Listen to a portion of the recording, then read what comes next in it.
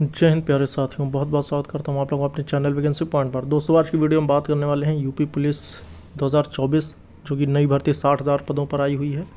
UPSI 2024 की बात करेंगे और यूपी पुलिस रेडियो ऑपरेटर में जो रिजल्ट आया है इस संबंध में आज मैं इस वीडियो में बात करने वाला हूँ।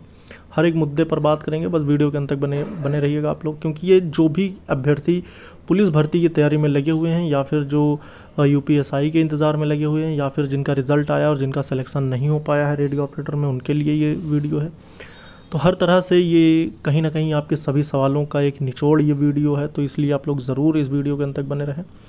आप लोगों से मैं अपील करना चाहूँगा कि अगर आप लोग मेरे चैनल पर पहली बार विजिट कर रहे हैं तो आप लोग इस चैनल को ज़रूर सब्सक्राइब कर लें और मेरा टेलीग्राम भी आप लोग ज़रूर ज्वाइन करें, उसका लिंक मैं आपको डिस्क्रिप्शन बॉक्स में दे दूँगा। तो बात करेंगे कि यूपी पुलिस में रेडियो संवर्ग की जो भर्ती थी, एक तरफ तो रेडियो संवर्ग है और एक तरफ है आपकी यूपीएसआई। दोनों ही एग्ज़ाम देखा जाए तो सिमिलर था, मतलब ये कि पैटर्न जो था 40 क्वेश्चन पर सब्जेक्ट, 160 टोटल क्वेश्चन थे। यूपीएसआई की जो कट ऑफ गई थी वो गई थी जनरल की 305 और इसमें गई है असिस्टेंट ऑपरेटर की 356। तो यहाँ पर जो सेक्शनल क्राइटेरिया रखा गया था, जबकि आपको पता है कि इसमें माइनस मार्किंग नहीं था, तो ये गया था 50% था और यूपीएसआई में था 35%। ये फ़र्क दोनों में था। अब उसके बाद यहाँ पर एक चीज़ और थी दोस्तों कि इसमें जो जीके का पोर्शन था, इसमें साइंस के क्वेश्चन ऐड थे रेडियो ऑपरेटर में, और वहीं यूपीएसआई में आपके कॉन्स्टिट्यूशन के क्वेश्चन ऐड होते हैं। लेकिन इतनी ज़्यादा हाई कट ऑफ की वजह क्या बना कि 356 जनरल की कट ऑफ गई और वर्ग साफ हैंड में 352। ये वाकई अपने आप में बहुत हाई कट ऑफ थी और ये एक चौंकाने वाली कट ऑफ इस बार रही है। तो क्या इसका फ़र्क पड़ेगा यूपी पुलिस कांस्टेबल की भर्ती 2024 पर? तो मेरा यही मानना है कि भाई जिस तरह से ये नॉर्मलाइजेशन का खेल हो सकता है या फिर अभ्यर्थियों ने वाकई इतने क्वेश्चन सही किए थे, ये तो सभी अभ्यर्थियों के जो मार्क्स हैं वो जानने के बाद ही पता चल पाएगा। और आपके मार्क्स कब तक जारी किए जाएंगे, क्या इस संबंध में भर्ती बोर्ड कोई नीति बना रहा है या फिर क्या है, इस संबंध में मैं जल्द ही आप लोगों तक अपडेट लेकर हाजिर हो जाऊंगा कि आखिर किस अभ्यर्थी का कितना मार्क्स इस भर्ती में आया हुआ है। लेकिन फ़िलहाल यहाँ तो यही देखने को मिल रहा है कि नॉर्मलाइजेशन ने काफ़ी हद तक खेल जो है वो बिगाड़ दिया। एसएससी जीडी में भी ये देखने को मिला है कि काफ़ी लंबा चौड़ा जो है नॉर्मलाइजेशन कर दिया गया और वही चीज़ यहाँ भी देखने को मिला। वरना वर्क स्टाफ से ज़्यादा असिस्टेंट ऑपरेटर की कट ऑफ तो बिल्कुल ना जाती, जबकि पोस्ट भी 120 थी, बहुत कम थी। पर सीट कंपटीशन 600 अभ्यर्थियों का था, लेकिन फिर भी 352 कट ऑफ सिमट गई और वहीं असिस्टेंट ऑपरेटर 356 क्रॉस कर गई। तो ये चीज़ देखने के लिए जो है मिली। अब उसके बाद यूपी पुलिस 2024 पर इसका क्या फ़र्क पड़ने वाला है, मैं आपको ये बता दूं कि यूपी पुलिस भर्ती 2024 जो 60,000 पदों पर अभी चल रही है, जिसका एग्ज़ाम बस कुछ ही दिनों में शुरू हो जाएगा। तो यहाँ पर आपको मैं बता दूं कि जो ये भर्ती जो इसकी जो कट ऑफ रहने वाली इस भर्ती की, जो अभी ये कह रहे हैं कि 120 क्वेश्चन सेफ़ होगा, 125 क्वेश्चन सेफ़ होगा, 130 क्वेश्चन सेफ़ होगा, तो हम इस चीज़ को बिल्कुल कहीं ना कहीं मानते हैं कि हाँ ये हो सकता है। लेकिन हम अगर टोटल क्वेश्चन की बात करें तो 150 क्वेश्चन आएंगे और रेडियो ऑपरेटर में 160 क्वेश्चन थे। अगर मैं लेवल की बात कर लेता हूं तो यकीन मानो रेडियो ऑपरेटर से हल्का पेपर रहेगा, क्योंकि रेडियो ऑपरेटर का जो पेपर था वो काफ़ी हद तक टफ़ था और उसमें जीके के पोर्शन ज़्यादा देखने को मिले थे, जबकि जीके और ज़्यादा टफ़ मानी जाती है। मगर यहाँ पर क्या होगा, 150 क्वेश्चन में यहाँ पर आपको साफ तौर पर 55 से 56 क्वेश्चन जो देखने को मिलेंगे वो रीजनिंग के मिलेंगे। और रीजनिंग के क्वेश्चन कोई भी कैंडिडेट होगा जो पढ़ रहा होगा कंटिन्यू, जिसने तैयारी करी है, वो 50+ ही करके आएगा।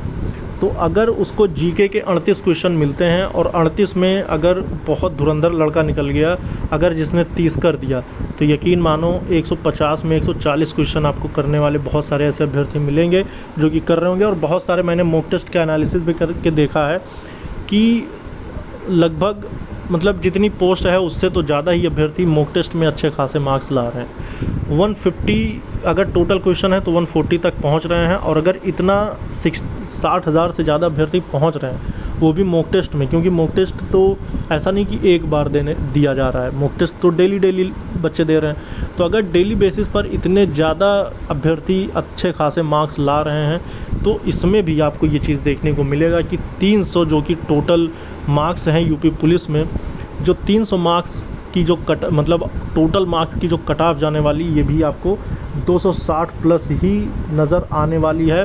तो इसलिए मैं आपसे कहना चाहता हूँ कि अपने आप को विधिवत तैयार करो भाई। अगर बहुत तगड़ी मेहनत नहीं होगी तो फिर आपको चौंकना होगा कि अच्छा खासा आप 120, 125, 130 क्वेश्चन भी करके अगर आप बाहर हो जाते हैं तो ये वाकई बहुत दुखदाई चीज़ होगी। इसलिए अगर आपके जितने भी बन रहे हैं, अगर आपके 110 बन रहे हैं तो आप अपने आप को और ज़्यादा बूस्ट करो, 120 बन रहे हैं तब भी अपनी तैयारी बढ़िया करो, 130 बन रहे हैं तब भी बढ़िया करो, अगर 140 भी बन रहे हैं तब भी अपने आप को और मजबूत करो। बहुत सारे लोग ऐसा नहीं मानेंगे, क्योंकि मैं भी नहीं मान रहा था।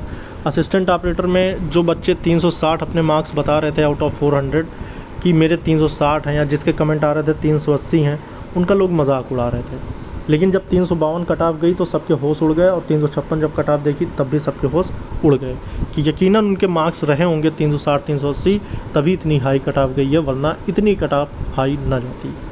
और जो 305, 310, 320 मार्क्स ला रहे थे, वो भी अपने आप को सेफ समझ रहे थे, लेकिन कट ऑफ ने जब होश उड़ाया तब उनको चीज़ें समझ में आई कि वाकई आखिर क्या था।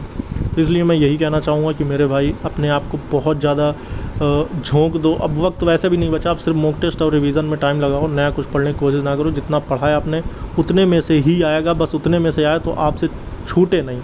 बस अपने आप को बिल्कुल विधिवत लगाओ, और हर तरह की अपडेट आपको यहाँ पे मिलेगी। यूपीएसआई संबंधित मैं जल्द ही जानकारी आप लोगों के सामने लेकर आऊँगा कि इसकी नई भर्ती का लेकर भर्ती बोर्ड में क्या चल रहा है, ये भर्ती कब तक आएगी भी कि नहीं आएगी, क्या है, सारी चीज़ें आप तक मैं पहुँचाऊँगा। आप लोग अपनी जो है कोई भी आपके मन में कन्फ्यूज़न क्रिएट हो रहा है तो आप लोग कमेंट करके ज़रूर बताइए, मैं आपको रिप्लाई ज़रूर करूँगा। फ़िलहाल आपसे एक बात और मैं बहुत अहम चीज़ बता दूं, जो कि सेकंड लिस्ट का लेकर मैंने इसमें ज़िक्र किया हुआ है। तो मैं जो भी अभ्यर्थी ऐसे हैं जो सेकंड लिस्ट का इंतज़ार कर रहे हैं, चाहे वो किसी भी भर्ती के हों, खासकर यूपीएसआई के अभ्यर्थी जितने भी हैं, जो भी इस उसमें लगे हुए हैं कि सेकंड लिस्ट आखिर आएगी कि नहीं आएगी, तो मेरे भाई मैं आपसे बताना चाहता हूँ कि जब रिट नंबर 37 आप सभी जानते हैं, जो भी यूपीएसआई संबंधित होंगे आप सभी को पता है कि 37 में साफ़ तौर पर जब इस रिट को डिस्पोज किया गया था, यानी इस रिट को जो है इस पर आर्डर सुना दिया गया था कोर्ट के द्वारा, तो ये बात तो क्लियर कर दिया गया था कि री एग्ज़ाम कराना पॉसिबल नहीं है। और भर्ती बोर्ड ने इस चीज़ को क्लियर कर दिया था कि जो भी इसमें धांधले में शामिल हैं उनकी जो है जांच की गई है और उन सभी अभ्यर्थियों को बाहर कर दिया गया है। और जब इसका ज़िक्र जो है लोकसभा में हुआ, यानी संसद में हुआ, तो जब संसद में इसका ज़िक्र हुआ, यूपीएसआई का मुद्दा उठा, तब उसमें आपको पता है कि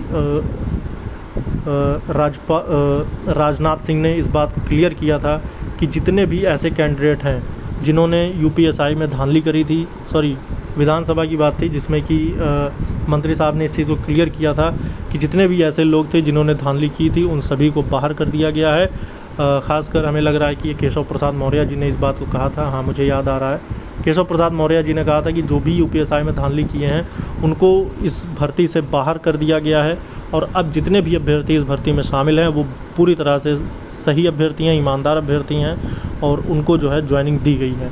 तब डेटा के अनुसार ये पता चला था कि 8000 अभ्यर्थी ऐसे हैं जिनको फाइनल जो है जिनकी ट्रेनिंग कराई गई है। तो लगभग 9534 पदों में से 8000 अभ्यर्थियों को फाइनल चयनित किया गया, यानी 1535 सीट ऐसी थी जो कि खाली रह गई। इस पर कोर्ट ने साफ तौर पर टिप्पणी की थी कि उन अभ्यर्थियों को मौका दिया जाए जो फाइनल मेरिट से बाहर हुए हैं, उन पर 1535 अभ्यर्थियों को जो है चयनित किया जाए। लेकिन नियमावली के अनुसार ऐसा नहीं हो पाया है।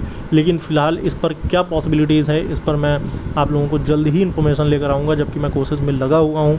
तो आप लोग थोड़ा इंतज़ार करें और जल्द ही आप तक मैं वो खबर लेकर हाज़िर हो जाऊँगा। इस वीडियो में था दोस्तों। जय हिंद, जय भारत।